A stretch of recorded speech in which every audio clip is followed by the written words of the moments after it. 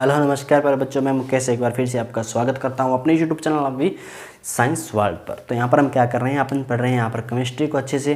Chemistry के अंदर अपना कह सकते हैं 11वीं की केमिस्ट्री रसायन विज्ञान परिचर्या अध्याय चल रहा है अपना 4th। उसके अंदर हम क्या पढ़ रहे हैं, रासायनिक संबंध में आणविक संरचना को कंटिन्यू कर रहे हैं। लास्ट क्लास की बात करें तो हमने अष्टक नियम की सीमाओं को उसके अंदर देखा था कि क्या क्या अष्टक नियम की सीमाएँ होती हैं। उम्मीद करता हूँ वहाँ तक आपको अच्छे से समझ में आया होगा लेसन और मज़े से आपको अच्छे से पढ़ाई कर रहे होंगे। तो चलिए आप आज की क्लास को कंटिन्यू करते हैं और बात करते हैं हमारी आज की हेडिंग की। तो हमारी आज की जो हेडिंग है वह है आयनिक या विद्युत संयोजी आबंध। अब ये आयनिक या विद्युत संयोजी आबंध क्या होता है, ये आप कह सकते हैं आयनिक और इलेक्ट्रोकोवैलेंट बॉन्ड। इंग्लिश में लिखना चाहिए, अंग्रेजी में लिखना चाहिए तो लिख लीजिए, अंग्रेजी वाले बच्चे अंग्रेजी में लिख लीजिए, कोई दिक्कत नहीं है अपने को यहाँ पे। तो अपने को यहाँ पे क्या देखना है, सबसे पहले देखिए किसकी बात हो रही है, आयनों की बात हो रही है। तो आयन या क्या होगा, या तो वह धनायन होगा या वह क्या होगा। आयन दो ही प्रकार के होते हैं, या धनायन होगा या ऋणायन होगा, या आप कह सकते हैं उदासीन, वो अलग है, वो अपने आयन के अंदर नहीं आ रहा है। ठीक है, तो आप क्या कर सकते हैं, धनायन है तो उसको इस प्रकार से सिंबलाइज किया जा सकता है, और ऋणायन है तो इस प्रकार से उसको आप सिंबलाइज कर सकते हैं, प्रदर्शित कर सकते हैं, कोई दिक्कत नहीं है। देखिए धनायन या ऋणायन, आयनिक शब्द को सीखा हमने आयन के रूप में। आयन क्या हुआ, या तो धनायन या ऋणायन। अच्छे समझ में आई होगी ये बात। तो चलिए अभी क्या लिख लेते हैं, इसकी परिभाषा लिख लेते हैं छोटी सी। ये जो परमाणु है, क्या लिखेंगे, परमाणु। ठीक है, परमाणु के मध्य इलेक्ट्रॉनों का जब या तो क्या होगा, परमाणु के मध्य, समझते समझते लिखते हैं, मध्य इलेक्ट्रॉन के जब स्थानांतरण होंगे तो कुछ आयनों का निर्माण होगा। इलेक्ट्रॉन के स्थानांतरण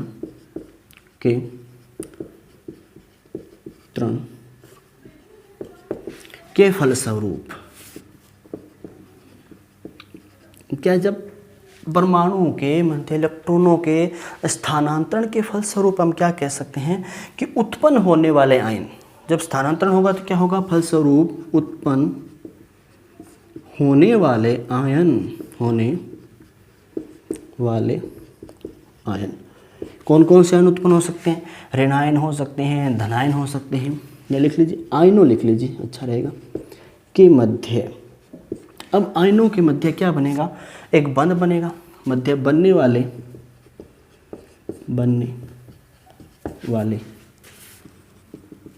बंध। ठीक है, उत्पन्न होने वाले आयनों के मध्य बनने वाले बंध को यहाँ पर क्या कहते हैं, या तो आप कह लीजिए विद्युत संयोजी बंध या फिर आयनिक बंध कह लीजिए। तो क्या लिखेंगे, बनने वाले बंध को विद्युत संयोजी आबंध या आयनिक आबंध कहते हैं, परिभाषा को दो एक बार फिर से देखिए, अच्छे से एग्जाम्पल के साथ सीखेंगे। परमाणु के मध्य या परमाणुओं के मध्य के लीजिए इलेक्ट्रॉनों के स्थानांतरण, इलेक्ट्रॉन का स्थानांतरण होता है, के फलस्वरूप उत्पन्न होने वाले आयनों के मध्य बनने वाले बंध को विद्युत संयोजी आबंध या आयनिक आबंध कहते हैं। इससे पहले बहुत प्रकार के बंध हम देख चुके हैं।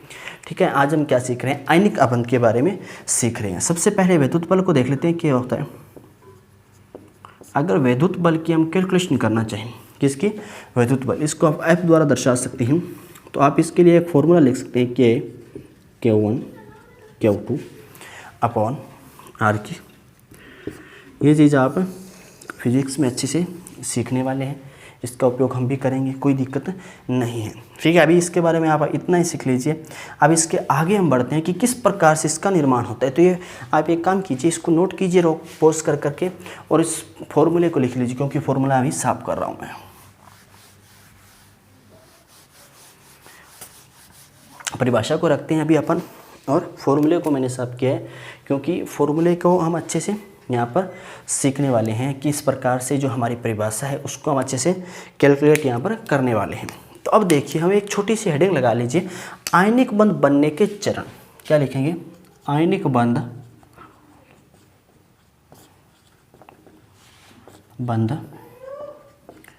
बनने के चरण। क्या बात करें यहाँ पे आयनिक बंध जो बनते हैं उनके चरणों के बारे में बात करें कि उनमें कौन कौन से चरण हो सकते हैं, उन सभी चरणों पर हम डिटेल से बात करेंगे। सबसे पहले हम किसकी बात करेंगे, अभी हमने देखा था धनायन। सबसे पहले क्या बन रहा है, धनायन का बनना लिख लेते हैं। धनायन का बनना, किस प्रकार से धनायन का निर्माण होता है वह सीखते हैं। तो कोई भी हम ले लेते हैं, तो सोडियम लिया, आपको पता है सोडियम 11 नंबर पे आता है। वह क्या चाहता है कि एक इलेक्ट्रॉन को त्याग कर दे। क्या चाहता है, सोडियम हमेशा धनायन को चार्ज में आता है और वह हमेशा क्या चाहता है, अपने एक इलेक्ट्रॉन को अपने से अलग कर दिया। इसने सोडियम ने अपने एक इलेक्ट्रॉन को यहाँ पे क्या कर दिया, इलेक्ट्रॉन को अलग कर दिया। इसके साथ में क्या हुआ, आयनन ऊर्जा। आयनन ऊर्जा, ऊर्जा यहाँ पर ऊर्जा क्या करती है, या उसे ऊर्जा ये देगा या उसे ऊर्जा बाहर से चाहिए, तो ऊर्जा यहाँ पर देनी है। ये चीज़ आपको याद रखनी है, ऊर्जा देनी है, इसको ऊर्जा देनी है। ठीक है, ये चीज़ होगी। अब उसके बाद यहाँ पे हमारे पास क्या हो गया, सोडियम Na+ का निर्माण हो गया। इस चीज़ को एक और चीज़ याद रखिएगा, ये क्या है, एकांकी। जो हमने सोडियम का यहाँ पर जो कह सकते हैं कि परमाणु लिया है वह क्या है, एकांकी परमाणु है। किस अवस्था में है यह, यहाँ पे होगा गैसीय अवस्था में। ये सोडियम का यहाँ पर आप कह सकते हैं कि जो परमाणु है वह एकांकी परमाणु है, गैसीय अवस्था में है।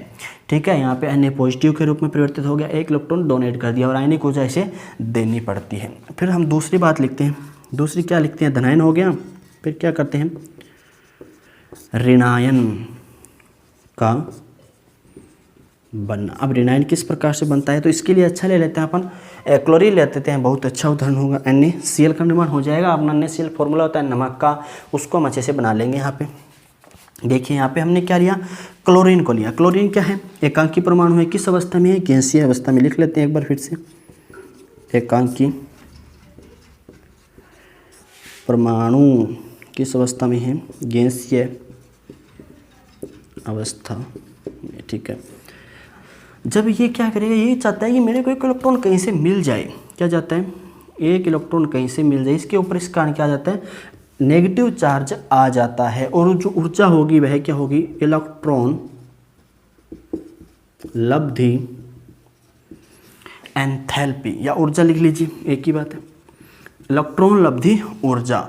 इससे हमें क्या होती है, ऊर्जा मिलती है, इलेक्ट्रॉन लब्धि ऊर्जा मिलती है। लेकिन इसमें क्या होता है, ऊर्जा देनी पड़ती है। एक इलेक्ट्रॉन निकालने के लिए तो ऊर्जा देनी पड़ती है, लेकिन इलेक्ट्रॉन ग्रहण करने के लिए क्या होता है मेरे बच्चों, ऊर्जा मिलती है जब इलेक्ट्रॉन को ग्रहण किया जाता है। तो इसमें मेरे को लगता है आपको कोई भी कन्फ्यूजन नहीं होगा, अच्छे से समझ में आ गया होगा कि अब पहले धनायन का निर्माण कर लिया, फिर हमने ऋणायन का निर्माण कर लिया। अब तीसरे स्टेप की तरफ बढ़ते हैं। अब दोनों को क्या कर देते हैं कि मध्य वैद्युत बल बना लेते हैं। तो क्या लिखेंगे, धनायन व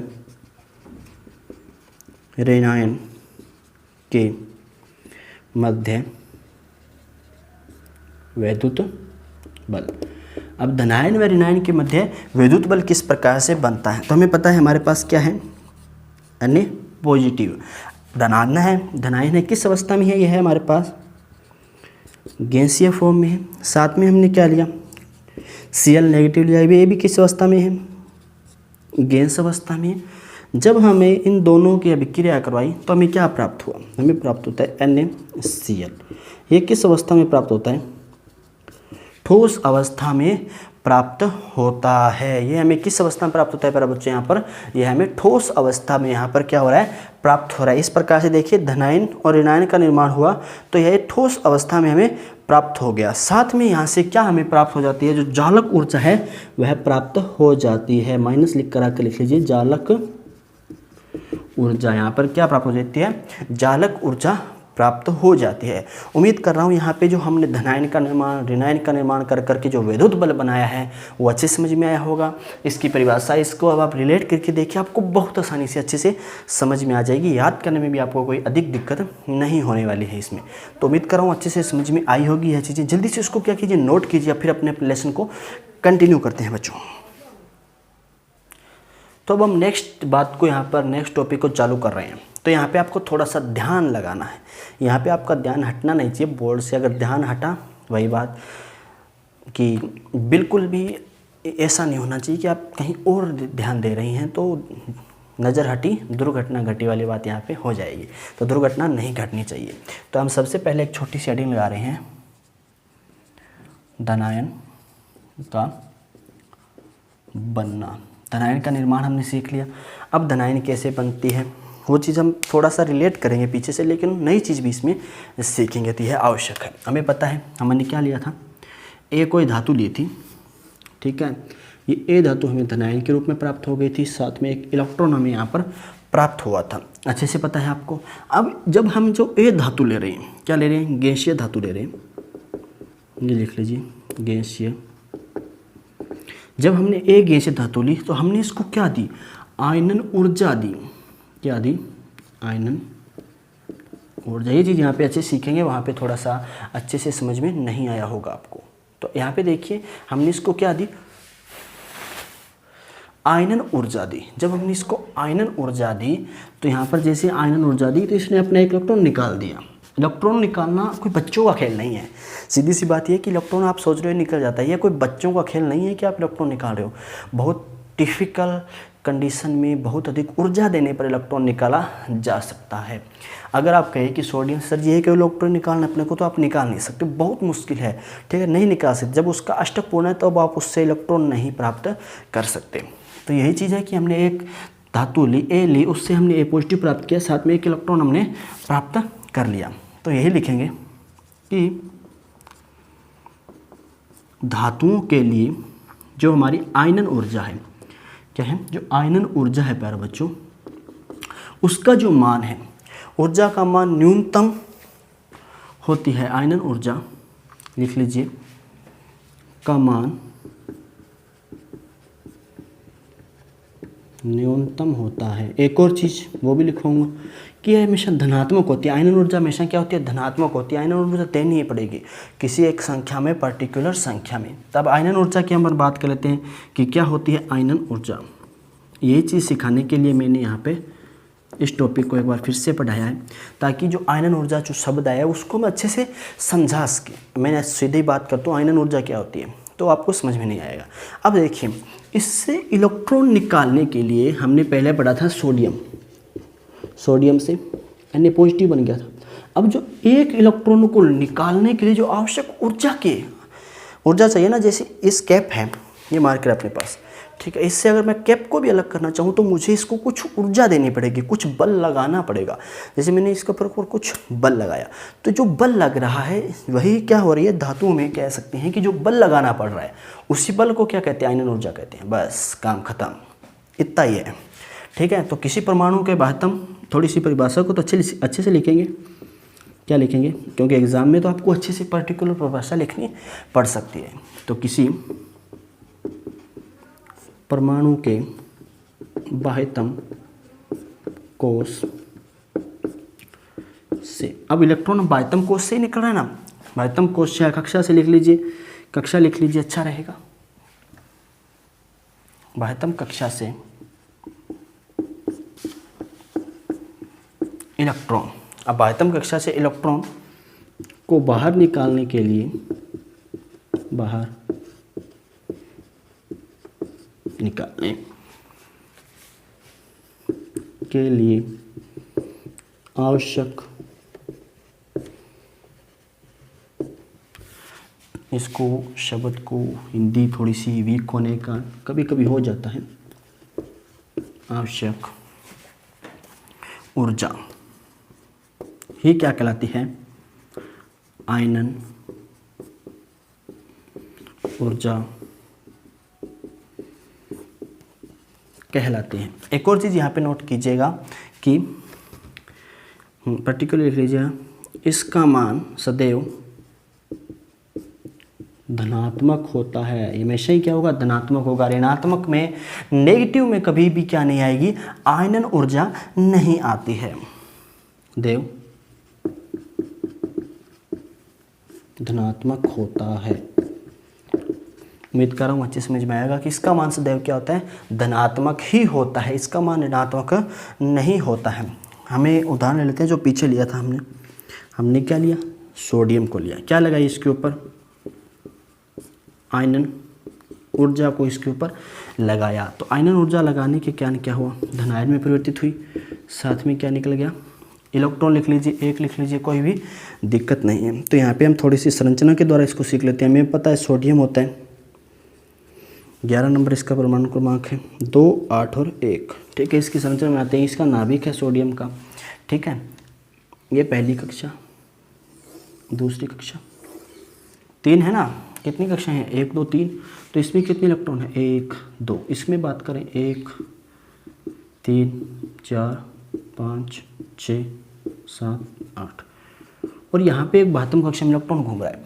इसको क्या कर दिया हमने, बाहर निकाल दिया। कैसे निकाला, आयनन ऊर्जा दी। जब इस इलेक्ट्रॉन में, जब इस परमाणु पे, अणु पे हमने आयनन ऊर्जा लगाई तो यह क्या हो गया, आयनन ऊर्जा लगाने के कारण इलेक्ट्रॉन बाहर आ गया इससे। ठीक है, उम्मीद कर रहा हूँ ये चीज़ आपको अच्छे से समझ में आई होगी कि किस प्रकार से हमने धनायन का निर्माण किया है। ये हमारा न्यूक्लियर है, नाभिक है, अच्छे समझ में आया होगा। जल्दी से इसको नोट कीजिए। फिर हम क्या सीखेंगे, फिर हम धनायन का निर्माण भी सीखेंगे, धनायन कैसे बनता है, उसके अंदर भी हम चीज़ को अच्छे से पढ़ेंगे। तो अभी हमने धनायन का निर्माण सीखा, अब हम क्या सीख रहे हैं बच्चों, यहाँ पे 2 नंबर लगा सकते हैं आप, ऋणायन का निर्माण कैसे होता है। तो हमें क्या पता है, हमने क्या लिया, बी को लिया। ठीक है, हमने यहाँ पे क्या लिया, बी लिया। जब बी के पास एक इलेक्ट्रॉन आ गया तो यह किस में परिवर्तित हो गया, बी नेगेटिव में परिवर्तित हो गया। लेकिन जब यह बी नेगेटिव में परिवर्तित होता है प्यारे बच्चों, तो हमें पता है, हमने अभी थोड़ी देर पहले एक चीज़ पढ़ी थी, जालक ऊर्जा। क्या पढ़ी थी, जालक ऊर्जा। ठीक है, अब यहाँ पे इलेक्ट्रॉन लब्धि ऊर्जा लिख लेते हैं, इलेक्ट्रॉन लब्धि ऊर्जा लिख लेते हैं। इलेक्ट्रॉन लब्धि एंथैल्पी कह लीजिए, इलेक्ट्रॉन लब्धि ऊर्जा कह लीजिए, दोनों का मतलब एक है। एक और चीज़, यह ऋणात्मक भी हो सकती है और धनात्मक, दोनों प्रकार से हो सकती है। ऋणात्मक भी हो सकती है और धनात्मक भी हो सकती है। ठीक है, लिख सकते हैं आप, लिखना चाहिए तो हो सकती है। अब हम क्या सीखेंगे, हम परिभाषा लिखेंगे किसकी, इलेक्ट्रॉन लब्धि एंथैल्पी। ठीक है, तो यहाँ पर हमें जो इलेक्ट्रॉन ग्रहण कर रहे हैं तो कुछ ऊर्जा हमें देगा ये। यही पढ़ा ना मैंने, ये कहा कि उसको कुछ हमें ऊर्जा प्राप्त होगी, वह क्या होती है, इलेक्ट्रॉन लब्धि ऊर्जा होती है। तो किसी परमाणु द्वारा इलेक्ट्रॉन ग्रहण करने पर, ठीक है, ये चीज़ सीख रहे हैं ना कि किसी परमाणु द्वारा जब क्या किया जाता है, इलेक्ट्रॉन का ग्रहण किया जाता है। तो लिखेंगे किसी परमाणु द्वारा, यहाँ से लिखते हैं, किसी परमाणु द्वारा इलेक्ट्रॉन ग्रहण करने पर, जब कोई परमाणु क्या करे, इलेक्ट्रॉन ग्रहण करे, तो जब करने पर या करने के लिए लीजिए, अच्छा रहेगा, करने के लिए जितनी ऊर्जा, क्या लिखेंगे, यहाँ से लिख लेते हैं, अच्छा रहेगा, जितनी ऊर्जा अवशोषित या तो क्या करेगा, अवशोषित करेगा, अवशोषित, या फिर क्या करेगा, उत्सर्जित करेगा। इसको अच्छे से लिख सकते हैं, उत्सर्जित को अवशोषित या क्या किया जाता है, उत्सर्जित करता है। क्या करता है, या तो अवशोषित करता है या फिर उत्सर्जित करता है। वही उसकी इलेक्ट्रॉन लब्धि एंथैल्पी, वही उसकी इलेक्ट्रॉन लब्धि एंथैल्पी कहलाती है। क्या कहलाती है, इलेक्ट्रॉन लब्धि एंथैल्पी कहलाती है। तो इसको थोड़ा सा क्लासिफिकेशन देख लेते हैं, इसका वर्गीकरण देख लेते हैं। इलेक्ट्रॉन लब्धि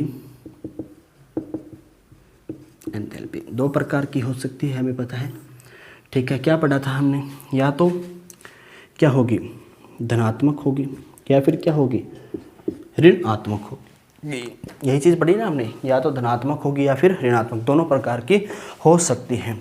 तो जब धनात्मक होगी तो क्या होगा, हमें क्या करना पड़ेगा, या कह सकते हैं कि ऊर्जा देती है। ये चीज़ लिख लीजिए कि ये जब धनात्मक होगी तो यह ऊर्जा देती है। इसके अंदर बात करें तो हम क्या कह सकते हैं, जो आदर्श गैसें हैं उनमें आदर्श गैस। आपको पता है आदर्श गैस कौन सी होती है? तो हीलियम, नियोन, आर्गन, क्रिप्टॉन, ठीक है, ये क्या है? हमारी आदर्श गैस है। लेकिन जब ऋणात्मक होगी तो क्या है? ऊर्जा मिलती है, देती नहीं, देनी, हमें ऊर्जा देनी है, ठीक है, ऊर्जा मिलती है। अब ऊर्जा मिलती है तो किस में मिलेगी? अधातु में। अब ये भी बताऊंगा क्यों मिलेगी। अधातु कौन सी हो सकती है? क्लोरीन ले लो, फ्लोरीन ले लो, ठीक है। ये क्या है? अगर धातुओं की बात करें तो धातु में क्या होगा? इलेक्ट्रॉन बंधुता। क्या आएगा? इसको हम यहीं पे लिख लेते हैं आगे इस प्रकार से, इलेक्ट्रॉन बंधुता। ये भी सीखेंगे इलेक्ट्रॉन बंधुता क्या होती है, कोई दिक्कत नहीं है। क्लासिफिकेशन को देख लीजिए, जब धनात्मक होगी तो ऊर्जा देनी है, मतलब उसको इलेक्ट्रॉन क्यों लेना ही नहीं है ना, आदर्श गैस है, अपने में मस्त है, इसको ना इलेक्ट्रॉन लेना है ना देना है। लेकिन आप ज़बरदस्ती करोगे इलेक्ट्रॉन ग्रहण करने के लिए, अपना ज़बरदस्ती करोगे तो आपको ऊर्जा देनी पड़ेगी, सीधी सी बात है। ये क्या चाहते हैं अधातु है कि हमें इलेक्ट्रॉन दे दो कहीं से भी, कोई दिक्कत नहीं है, ठीक है, यही चाहती है ना ये, इसमें आपको कोई दिक्कत नहीं है। तो धातुओं की जो इलेक्ट्रॉन बंधुता होती है, क्या लिखेंगे? धातुओं की इलेक्ट्रॉन बंधुता। किसकी बात करें? धातुओं की इलेक्ट्रॉन बंधुता अधातुओं से, अधातुओं से क्या होती है? कम होती है। धातुओं की जो इलेक्ट्रॉन बंधुता है वह क्या होती है? अधातुओं से कम होती है। अंततः हम क्या कह सकते हैं? हम कह सकते हैं कि अधातुएं ज़्यादा ऊर्जा उत्सर्जित करती है। क्या करती है? उत्सर्जित करती है। यही चीज़ है कि धातुओं की इलेक्ट्रॉन बंधुता अधातुओं से कम होती है, अतः अधातुएं ज़्यादा ऊर्जा का क्या करती है? उत्सर्जन करती है। ये चीज़ आपको उम्मीद कर रहा हूँ अच्छे से समझ में आई होगी। तो अपने पास अगर स्पेस है पर्टिकुलर कुछ, तो कुछ और चीज़ें देख लेते हैं, कोई दिक्कत नहीं है। अब हम यहाँ पे देखते हैं, एक नंबर लगा लीजिए इस प्रकार से। हमने क्या लिया? ए लिया। हमने क्या लिया? ए लिया। वही चीज़ें जो पीछे हमने पढ़ी थी वही चीज़ यहाँ पर सीख रहे हैं। क्या बना? ए पॉजिटिव, साथ में क्या निकल गया? एक इलेक्ट्रॉन निकल गया। क्या चाहिए इसके लिए? आयनन ऊर्जा। क्या देनी पड़ती है इसको भाई? इलेक्ट्रॉन निकालने के लिए आयनन ऊर्जा देनी पड़ती है। दूसरे की बात करें तो हमारे पास क्या था? बी था। उसने साथ में क्या किया? एक इलेक्ट्रॉन को ग्रहण कर लिया। एक इलेक्ट्रॉन का क्या कर लिया? ग्रहण कर लिया। और किस में परिवर्तित हो गया? बी नेगेटिव में परिवर्तित हो गया। और साथ में क्या कह सकते हैं कि इलेक्ट्रॉन लब्धि ऊर्जा, ठीक है। इसका उदाहरण ले लेते हैं, इसका उदाहरण लेते हैं पहले। इसके उदाहरण के रूप में हम ले लेते हैं वही पुराना अपना सोडियम, किस में परिवर्तित है? अन्य पॉजिटिव में। क्लोरीन का ले तो Cl नेगेटिव में यहाँ पर परिवर्तित हो गया। आज दोनों का क्या कर दे? जब योग कर दे, क्या किया? अन्य पॉजिटिव प्लस Cl नेगेटिव, ये क्या अपना A था, ये पुराना B था अपना, तो साथ में क्या बन गया? NaCl। और साथ में क्या हो? जालक ऊर्जा। क्या बन जाती है यहाँ पर? जालक ऊर्जा। तो ये तो क्या था, हमने अच्छे से विवरण देखा किसका, धनायन में ऋणायन का बनना, अच्छे से हमने जालक ऊर्जा, आयन ऊर्जा, इलेक्ट्रॉन लब्धि, एंथैल्पी, इन चीज़ों को यहाँ पे हमने क्या किया प्यारे बच्चों? डिटेल से सीखा है। तो जल्दी से क्या कीजिए, इसको अपन नोट कर लीजिए, फिर थोड़ी सी इस क्लास में बातें और कर लेते हैं, फिर उसके बाद हम इस क्लास को एंड करते हैं, क्योंकि ज़्यादा लंबी क्लास ना लेकर के हम एक पर्टिकुलर टॉपिक पर क्लास लेने की कोशिश कर रहे हैं, ताकि आपको एक टॉपिक एक जगह आसानी से मिल सके, ठीक है। इस चीज़ को नोट कीजिए कि यहाँ पे, चलो इसके बारे में थोड़ी सी चीज़ और सिखा देता हूँ कि जो जालक ऊर्जा है क्या है प्यारे बच्चों, इसको आप नीचे लिखिएगा क्योंकि अपने पास स्पेस नहीं है, तो यहाँ पे समझा रहा हूँ। जो जालक ऊर्जा है उसके साथ में जब क्या बनती है? इलेक्ट्रॉन लब्धि एंथैल्पी। जब जालक ऊर्जा और इलेक्ट्रॉन लब्धि एंथैल्पी साथ में आती है तो किसका निर्माण हो जाता है?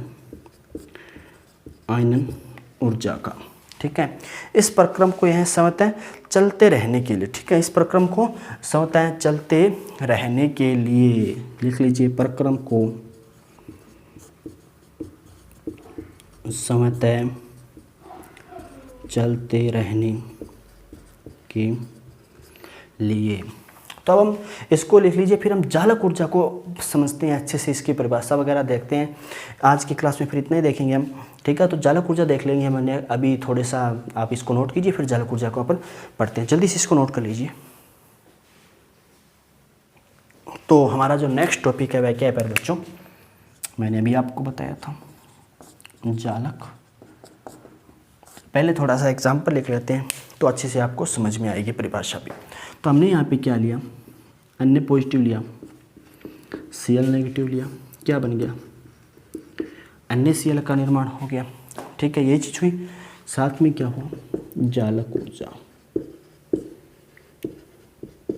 सर जी ये जालक ऊर्जा होती क्या है, हमें बता दीजिए। अब देखिए, एक मोल हमने क्या लिया, NaC लिया, और एक मोल ही हमारे पास क्या था, मोल संकल्पना हम अच्छे से पढ़ चुके हैं, अच्छे से इसको सीख चुके हैं, ठीक है। इसी की सहायता से हमने क्या बनाया, एक मोल ही क्या बनाया, NaCl का निर्माण हुआ।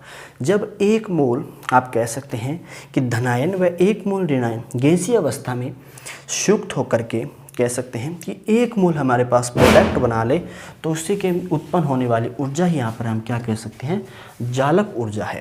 तो यही परिभाषा हम लिखेंगे, क्या लिखेंगे, किसी एक मोल धनायन, क्या लिखेंगे, किसी एक मोल धनायन व एक मोल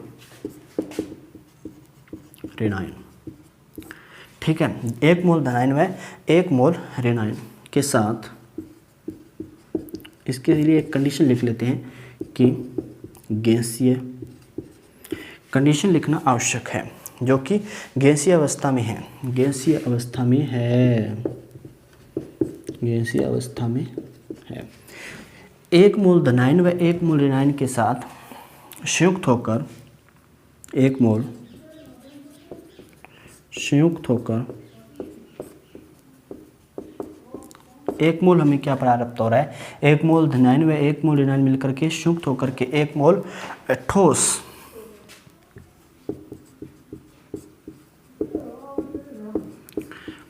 बनाने की क्रिया, एक क्रिया और ठोस का निर्माण हो रहा है। तो ठोस बनाने की क्रिया में उत्पन्न जो ऊर्जा उत्पन्न हो रही है उसी को क्या कहते हैं, उत्पन्न ऊर्जा को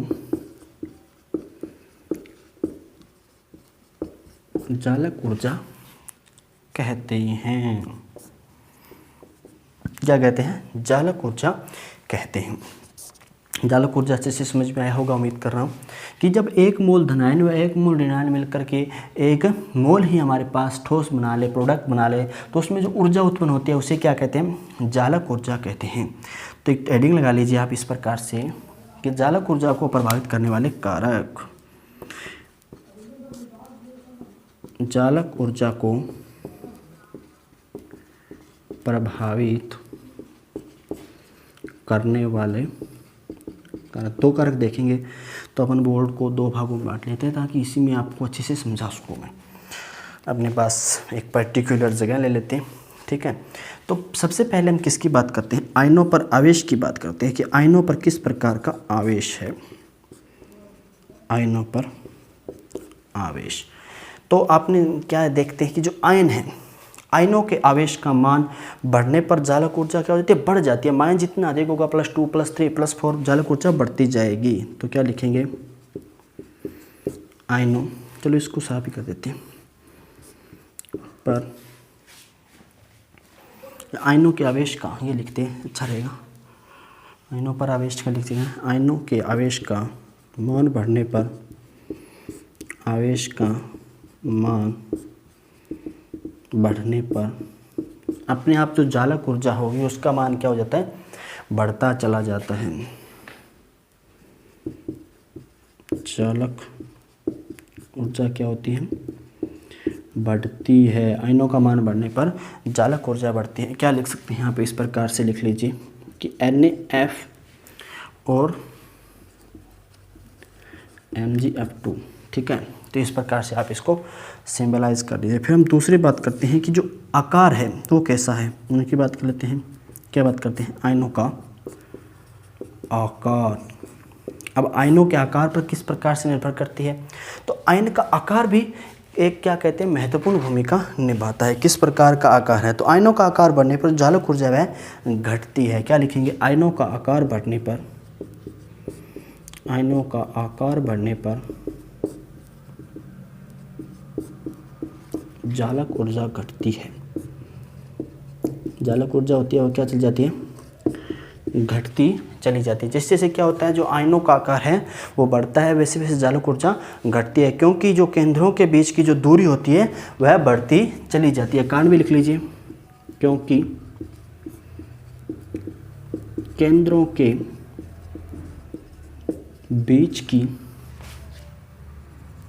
दूरी बढ़ती है। अब बढ़ती कैसे है, कि केंद्रों के बीच की दूरी किस प्रकार से बढ़ती है, वह चीज़ भी हम क्या करते हैं देख लेते हैं। मान लीजिए कि यह सबसे पहले इस प्रकार से हमारे पास दो आयन थे, इनके केंद्र थे, इनके बीच की दूरी इतनी थी। फिर क्या हुआ, दो आयन इस प्रकार से आए, इनके केंद्र क्या हुए, दूर चले गए। ठीक है, जैसे जैसे आकार बढ़ेगा केंद्रों का आकार भी दूर हो जाएगा, तो इन दोनों के केंद्रों के आकार की दूरी बढ़ती चली जाती है, क्योंकि इन्हें पता है F होता है व्युत्क्रमानुपाती होती है R² के। यह तो थी हमारी आयन चालक ऊर्जा को प्रभावित करने वाले दो कारक देखिए, आयनों पर आवेश और आयनों का आकार। और चालक ऊर्जा को हमने अच्छी से समझा। उम्मीद कर रहा हूँ आज की क्लास में आपको मज़ा आया होगा पढ़ करके। तो इसी प्रकार से मिलते हैं आगे वाली क्लास में। अगर अच्छी लग रही हो क्लास तो अपने दोस्तों के साथ भी इसे शेयर कर दीजिए और पढ़ते रहिए अच्छे से ईमानदारी से बोर्ड एग्जाम के लिए। तो मिलते हैं आगे वाली क्लास में, तब तक के लिए प्यारे बच्चों गुड बाय, टेक केयर, जय हिंद।